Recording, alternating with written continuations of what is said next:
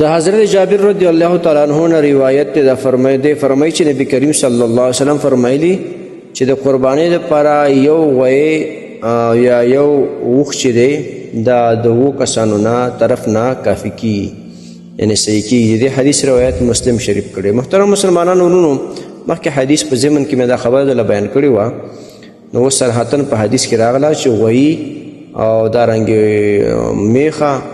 غویي که غواوي که میخه وي او که سنډا وي او اوښ وي او که اوښه وي نو دې په قرباني کې چې ذبحه کوي نو دا یو غویي یا یو اوښ د اووه کسانو طرف نه قرباني کولی شي. یو خبره مې دا هم دله مخکې بیان کړی و چې کم کسان ځان سره شریکول غواړي نو اول د خپلو نیتونو اصلاح وکړي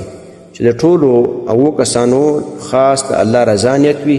د غوښې نیت یې نه وي که د یو پکې د نیت د غوښې وي ټولو قرباني خرابېږي. د دې وجې نه کوشش دا کوو چې څوک ځان سره شریکول غواړي نو کم از کم یو خدا وګوري چې د هغه مال حلال دی که حرام دی کاروبار یې څه شي دی او بل دا تقواداره پرهیزګار نیکان خلک ځان سره شریکول غواړي کوئ چې نیکان خلک وي دغه خبره ده.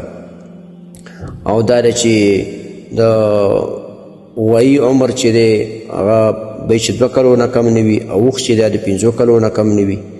که 2 کلو نه کم نو بیا پې قرباني نه کېږي غویي باندې که اوښ د 5 کلو نه کم قرباني پې نه کېږي. دارنګې اکثره کسان داسې وي چې هغه وایي غویي غټ دی خو غاښونه یې نه دي شوي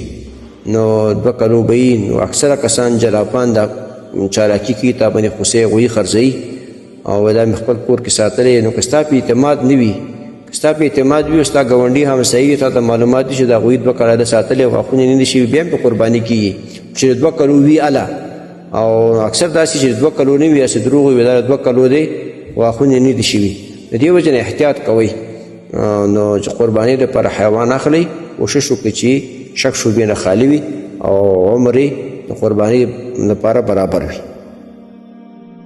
محترمو مسلمانانو ورونو تاسو ته چې کوم روزانه د حدیث د مفهوم راځي نو د مهربانۍ او د ثواب له مخې نورو مسلمانانو ته لیږدوئ او شیر کوئ.